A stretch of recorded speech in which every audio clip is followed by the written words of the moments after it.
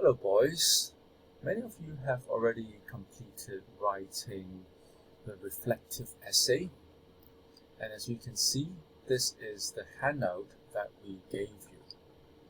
Now in my class, I've given the students the following topic. It's something about the recent coronavirus, and I've had a look at a few of the students' essays. I'd like to share with you an exemplar.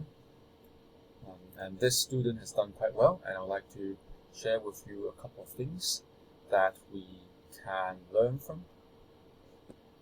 So, as you can see, since it's a reflective essay, it is extremely important for you not just to report the facts, but to actually share your opinions, right? Otherwise, it won't be a reflective essay. You're supposed to build that connection by sharing with them what is deep down in your heart. Right? So in this case, it would very likely be some of your anxiety or your boredom being stuck at home, or some kind of anxiety or worry when you can't get the masks at the supermarket or the pharmacy stores. These are those emotions that you'll have to handle and present them in your essay. So let's take a look at the essay here. And we'll start to talk about the content. Subsequently, we'll also try to analyze some language features and organization. Alright? So, this is the first paragraph. You could see that it has given an introduction, starting with a rhetorical question, how the coronavirus is like at the moment. Whenever you need, you may pause and read the essay at your own pace, so you'll be able to understand the content. And now I'm just going to scroll down.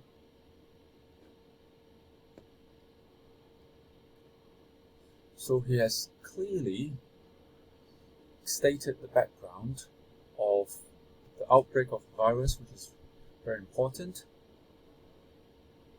how he heard it from the news reports, and how sooner or later the cases were confirmed, and how the people were starting to scramble for the masks and other items.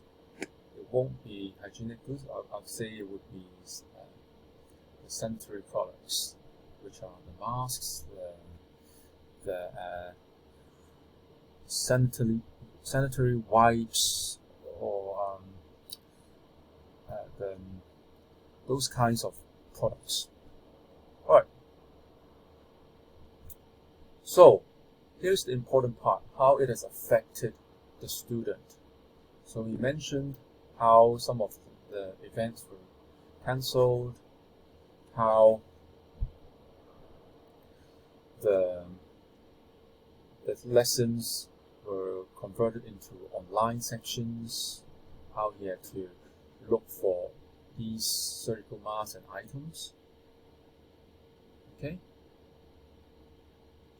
So, what else is good about this, other than presenting the background context and talking about his personal feelings, opinions? What I liked about this is how he was able to provide some kind of critique about the government. Okay, so in all kinds of situations, it's a good idea to provide some kind of critique and analysis that would involve different stakeholders. So it might not just be something about yourself, but also about the school, the government, or what your parents are doing. This can also expand your discussion of the topic.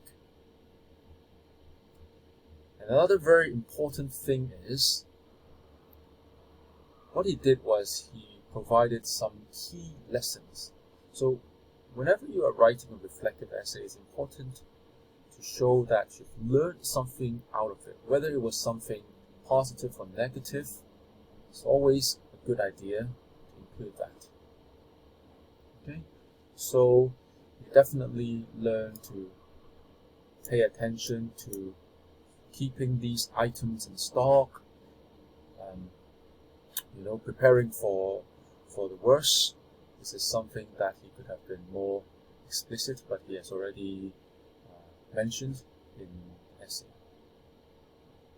Okay, so and this would be the conclusion, which is fully completed the requirements of the task, which is to provide an account of what happened, providing his emotional responses, what he learnt towards the end.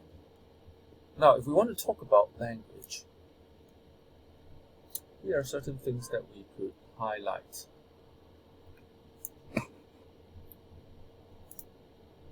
So I'm going to use green right here.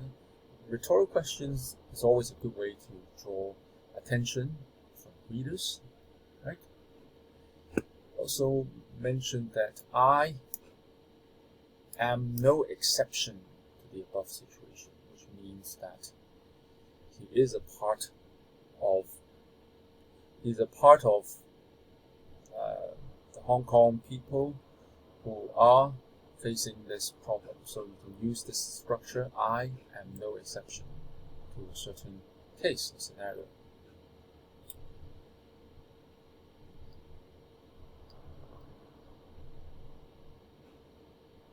You can try to use a variety of verbs to describe the severity of the problem. So for instance, if we use the word swarm, how people moving around and really crowding to buy those items. So this is a very good word we used. Keep reading.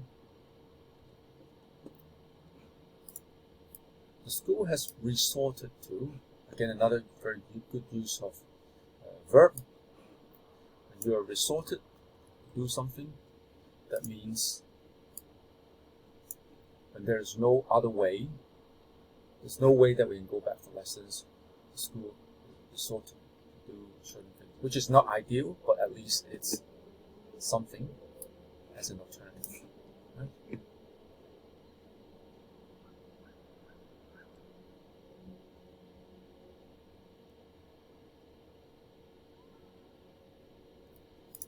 Okay. So a lot of nice vocabulary like buying spree, saying that it is very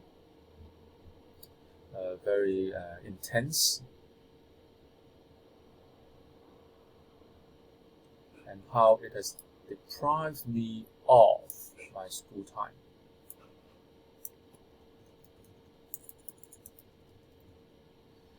Okay? So if you're deprived of something, that means you don't have enough of that. You don't have enough school time, and that leads to some kind of disappointment, some kind of loneliness here, how he misses his school days. Okay, so just now in green I've highlighted some vocabulary items which can be used in your own essays as well. The buying spree, deprived me of, resorted to, swarmed, I'm no exception, and of course the use of rhetorical questions. Now if we take a look at the organization, you can see that it is all very clear structurally. There's also a good use of cohesive devices to transition between paragraphs. I first learned of this.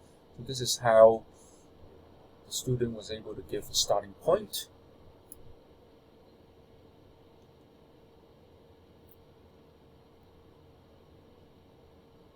Okay, so instead of using firstly, secondly, or thirdly, listing the points, we'll be using some other phrases like many others. So this can naturally transition to describing himself busy searching for goods, like many others. Okay.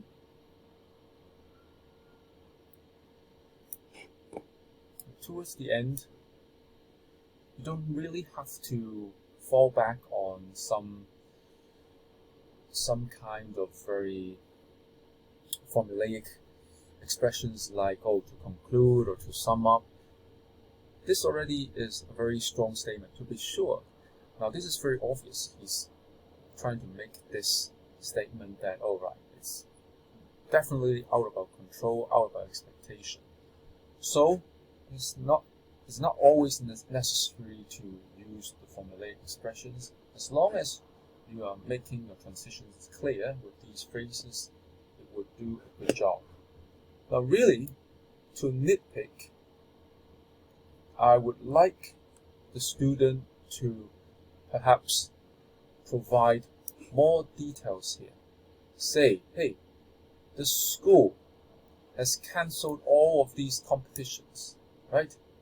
So wouldn't you feel so disappointed, and wouldn't you have so many negative emotions about, oh, I practiced so hard and I have taken part in so many rehearsals. I mean, you could have really elaborated on that more to let others feel your disappointment. So I guess that's a bit lacking, and as we can see here, how I missed my school days. I would like you really to show us more, not just to tell us, oh, you missed the school days. Hey, maybe you remembered someone's faces, or you really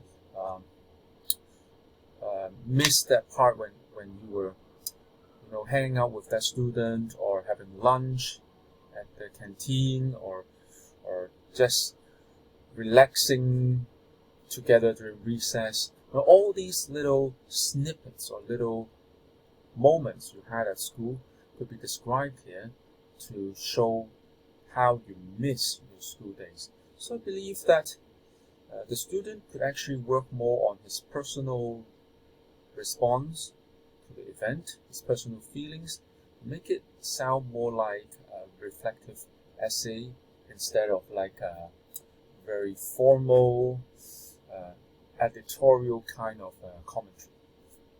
Alright, but of course I would say this is still a pretty well written piece, and I'll be pretty happy with this kind of response. Now let me show you another essay.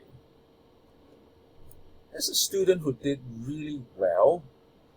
He did pay a lot of effort in writing his essay, but as you can see, he actually provided all the statistics, the maps, pictures, and even the research here. But of course, does it really feel like a reflective essay? I'm afraid not, because when it comes to this kind of text type, you really want to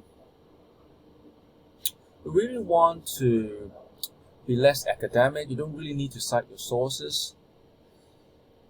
And what we really want to see more is your emotional response to this. How do you feel when you are facing this crisis? Right? That is much more important.